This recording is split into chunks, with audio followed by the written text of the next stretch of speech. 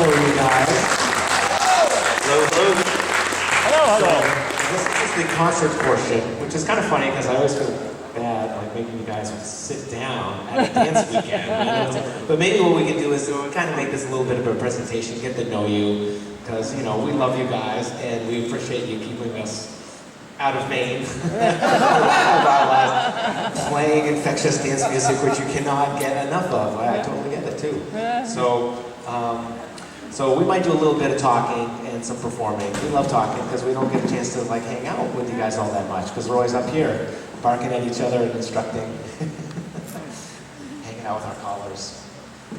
But first off, thank you for coming out. I want to really thank Susan Patrick too for doing a great job and taking good care of us, making us feel so important and just wonderful. She is so awesome.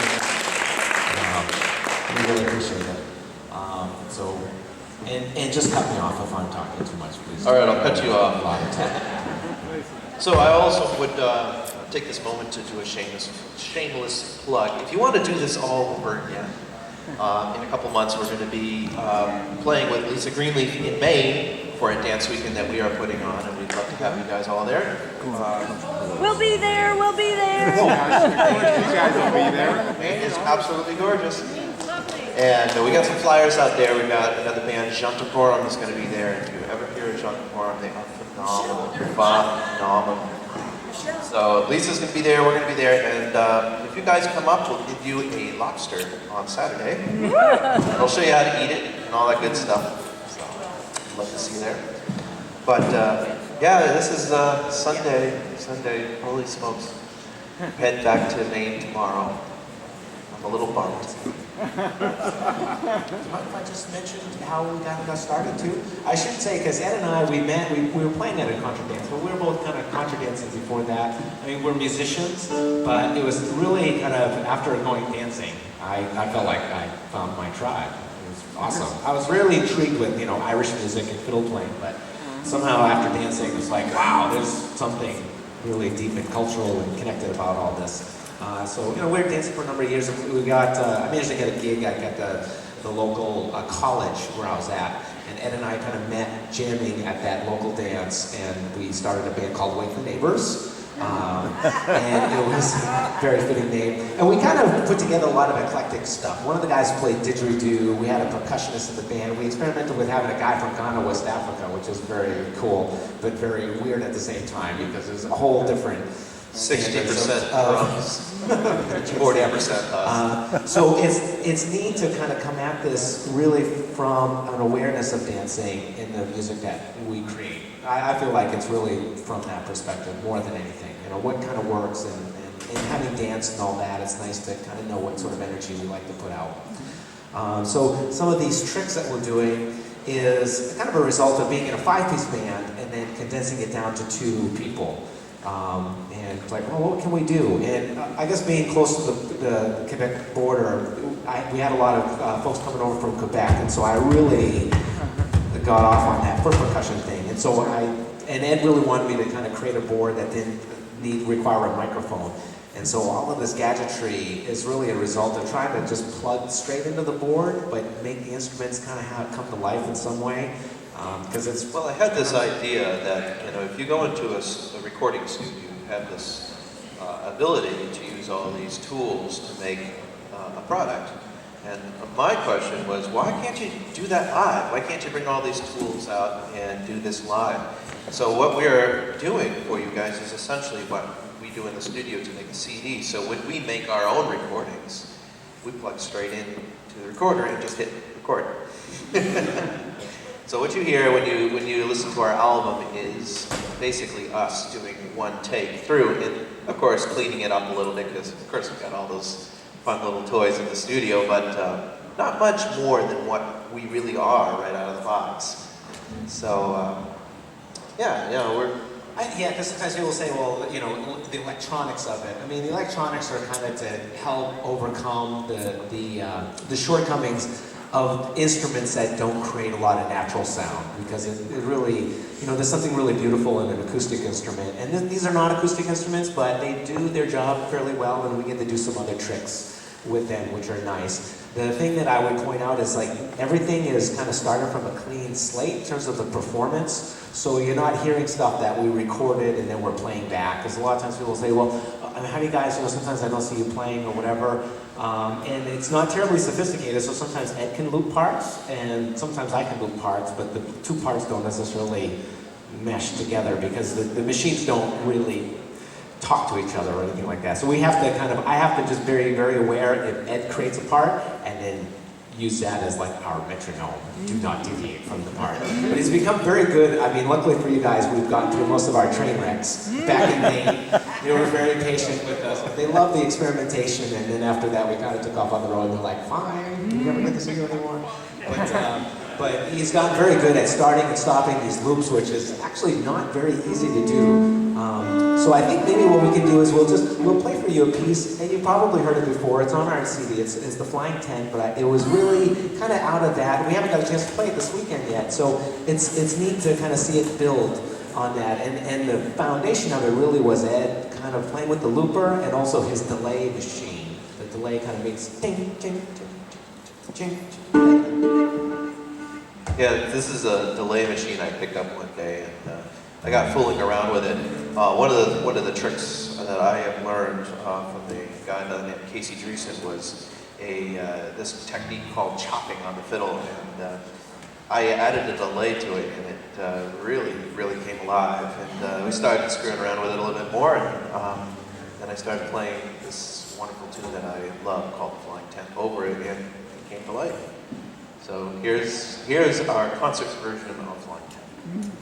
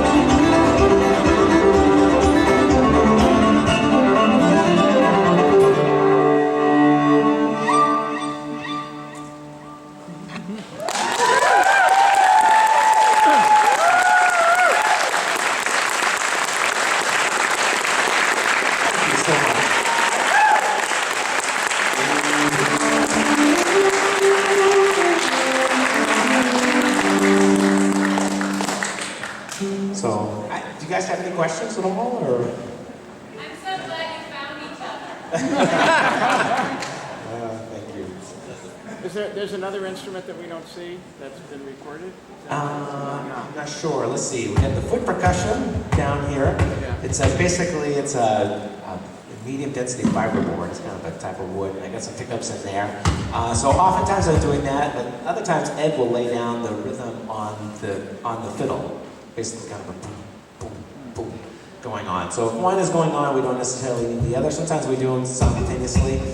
But you know, as long as we've got kind of like something really solid there, you know, keeping it driving, that's the important thing. This thing is the didgeridoo. I don't know if you guys noticed that. And then the other thing was the synth guitar that sometimes I have like a very interesting output to this guitar, and it changes the signal into MIDI. So sometimes you hear stuff like, you know, harmonica, or had the steel pan happen there at one point in the dance. So that kind of thing. I like to use it a lot because, again, you know, these instruments, this particular one, you know, it's very out of tune at the moment. But you hear these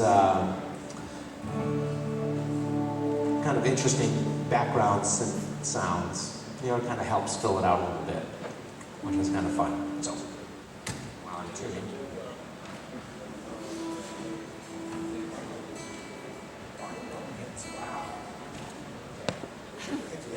Ed wants to pull one out from the distant past. What's that?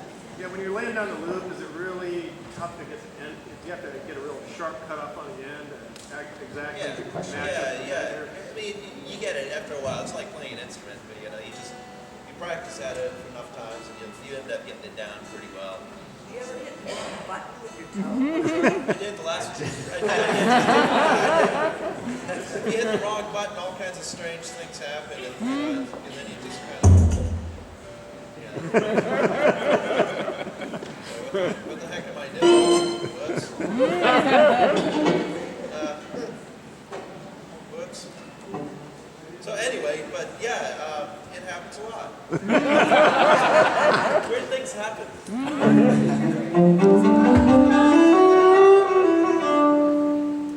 So I just asked John actually to play a really neat tune. This tune actually doesn't use much of our electronics at all, but it's a really nice tune, and I wanted to play it for you guys because it's a really neat fill tune. If you guys are into fill tunes, we don't necessarily get a chance to play many multi-piece tunes. Multi-piece meaning normally for dances we play A A B B. This one's A A B C D E and a half. So. But it's a great tune. It was written by a guy by the name of Peter Strushko. It's called Monty Mulligan's. And we're going to do a tune in front of it that we got off of an Alton album. It's called Island Angel. It's just a really nice afternoon set of tunes I thought you guys might enjoy. There's no looping, not really much that's involved, but I just wanted to play it for you guys.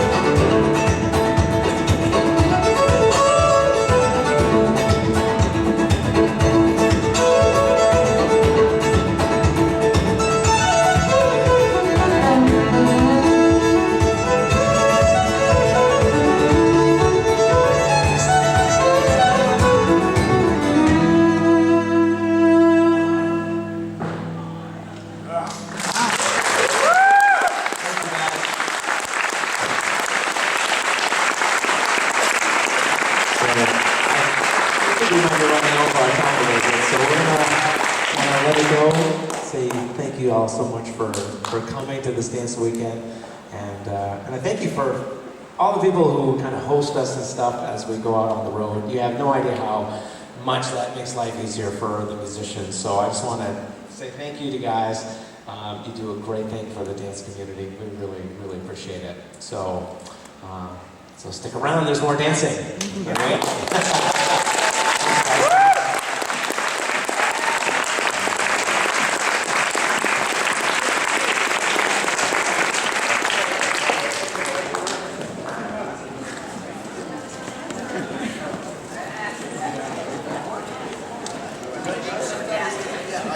I was thinking